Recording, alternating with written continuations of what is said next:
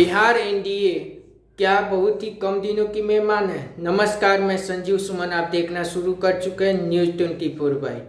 आज हम बात करेंगे बिहार की राजनीति में जो चल रहे हैं कुछ दिनों से उतार चढ़ाव को लेकर।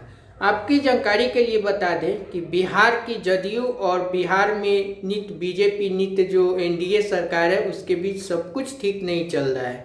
ऐसी बातें मैं ऐसे ही नहीं कह रहा हूँ, क्योंकि कुछ दिनों से जो दोनों पार्टियों के बीच आपसी खींचतान देखने को मिल रही है उसके बाद तो यही कयास लगाई जा रही है। कहने का मतलब यह है कि कुछ दिनों से भाजपा और जदयू के बीच किसी न किसी बात को लेकर वे उनके नेता आमने सामने आ जाते हैं। अभी है, जैसा कि आप लोग जानते हैं कि उत्तर प्रदेश की विधानसभा चुनाव शुरू हो चुकी है और उसमें बिहार की एक छोटी पार्टी यानी कि जो यहाँ की एक दूसरी पार्टी है जदयू, वो भी उत्तर प्रदेश में अपना किस्मत आजमाना चाह रहे थे और बीजेपी के साथ वहाँ भी गठबंधन चाहते थे। लेकिन बीजेपी के साथ लंबी बातचीत के बावजूद भी बीजेपी ने वहाँ पे उन्हें कोई भाव नहीं दिया और जदयू को वहाँ पे कोई भी सीट देने से इनकार कर दिया, जिससे जदयू नाराज चल रहे थे।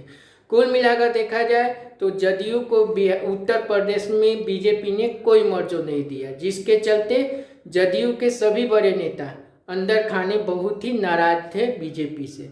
और इसी की बात को लेकर कुछ दिन पहले जदयू के राष्ट्रीय अध्यक्ष ललन सिंह एक प्रेस कॉन्फ्रेंस में आए और उन्होंने वहां पे 26 सीटों का ऐलान किया जो वे लोग उत्तर प्रदेश में लड़ने वाले हैं। लेकिन उन्होंने सबसे खास बात यह है कि उस प्रेस कॉन्फ्रेंस में उन्होंने सीटों के बारे में कोई जानकारी नहीं दी, न उम्मीदवारों के बारे में कुछ बताया। लेकिन सिर्फ इतना उन लोगों ने कहा कि 26 सीटों पर चुनाव लड़ने वाले हैं उत्तर प्रदेश में, और अगर वे बीजेपी के साथ बातचीत नहीं करते तो वे अगर शुरू से उत्तर प्रदेश में ध्यान देते तो वे ज़्यादा से ज़्यादा सीटों पर चुनाव लड़ने की हम लोग तैयारी कर सकते थे। ऐसी सब बातें उस प्रेस कॉन्फ्रेंस में राष्ट्रीय अध्यक्ष ललन सिंह ने कहा। साथ ही साथ ललन सिंह ने अपने ही पार्टी के पूर्व राष्ट्रीय अध्यक्ष आरपीएन सिंह, जो अभी कैबिनेट मंत्री हैं, उनके ऊपर कटाक्ष करते हुए कहा कि उन्होंने एक बार कहा था कि उत्तर प्रदेश में जब भी चुनाव होंगे बीजेपी जदयू साथ मिलकर चुनाव लड़ेंगे। लेकिन उत्तर प्रदेश में जदयू को बीजेपी ने कोई भी उनके साथ मर्जो नहीं किया और नहीं उनके साथ कोई गठबंधन की बात कही। यानी कि कुल मिलाकर देखा जाए तो ललन सिंह के अंदर जो आरपीएन सिंह के साथ जो नाराजगी चल रही थी वो इस प्रेस कॉन्फ्रेंस में झलक के सामने आई। साथ ही साथ उन्होंने भाजपा पर भी कटाक्ष करते हुए दिखाई दिए। उधर जब इस बात के लेकर जब भाजपा ने पलटवार किया तो भाजपा के पूर्व उप मुख्यमंत्री बिहार सरकार के और अभी वर्तमान में राज्यसभा सदस्य सुशील कुमार मोदी ने स्पष्ट तौर पे कहा कि बीजेपी को उत्तर प्रदेश में किसी और स्टेट की पार्टी की कोई आवश्यकता नहीं है। बीजेपी उत्तर प्रदेश में अकेला ही काफ़ी है। कुल मिलाकर देखा गया कि भाजपा और जदयू के बीच में इस बात को लेकर तनातनी सामने आती दिखाई दी। साथ ही साथ एक बात और थी कि बीजेपी के प्रदेश अध्यक्ष और बीजेपी के बिहार इकाई के जो बड़े बड़े नेता थे उन लोगों ने एक बार कहा था कि बिहार परिषद मतलब बिहार विधान परिषद में जो चुनाव होने वाले हैं उसको लेकर उन्होंने स्पष्ट तौर पे कहा था कि वे अपने पुराने यानी कि 24 विधान परिषद के चुनाव होने वाले हैं, उसमें से 13 उनके जीते हुए कैंडिडेट हैं, उसमें वे कोई समझौता नहीं करेंगे। वे 13 के 13 सीटों पे चुनाव लड़ेंगे। कुल मिलाकर देखा जाए तो यहाँ भी बीजेपी और जदयू के बीच खटास लंबी होने की बातें कही जा रही थी।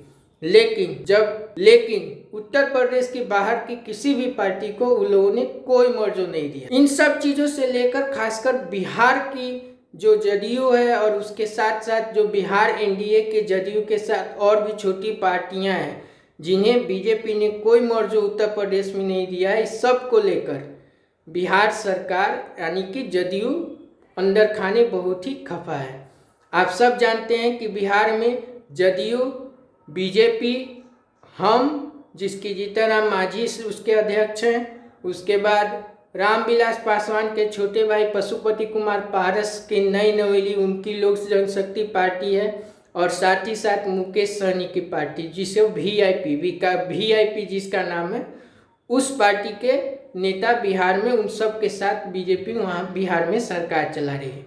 इन सब से जो गुस्सा दिखा जा रहा है उस सब से तो यही लग रहा है कि बिहार सरकार यानी कि बिहार की एनडीए सरकार में सब कुछ सही नहीं चल रहा है, और जदयू का जिस तरह का रुख देखता जा रहा है, कभी जातिवादी जनगणना को लेकर तो कभी शराबबंदी में को लेकर, इन सब चीज़ों को लेकर जदयू और बीजेपी के बीच आपसी खींचतान देखने को मिलती आ रही है। इन सब से यह कयास लगाई जा रही है कि क्या बिहार एनडीए में सब कुछ सही है, और बिहार एनडीए में अगर सब कुछ सही नहीं है तो क्या यह सरकार जल्दी गिर जाएगी। हमारी इन सभी खबरों पे नज़र बनी हुई है। जैसे ही कोई बड़ा अपडेट बिहार को लेकर आता है मैं आपको बताऊंगा। तब तक के लिए अगर आपको हमारा ये कंटेंट पसंद आया तो इसे लाइक कीजिए, कमेंट कीजिए, साथ ही साथ हमारे चैनल News24/byte को सब्सक्राइब कर ले।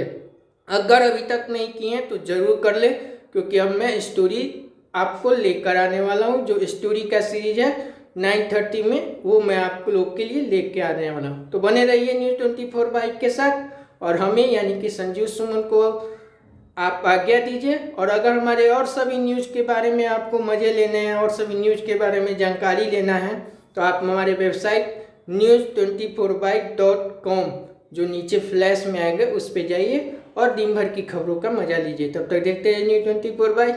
तब तक के लिए नमस्कार।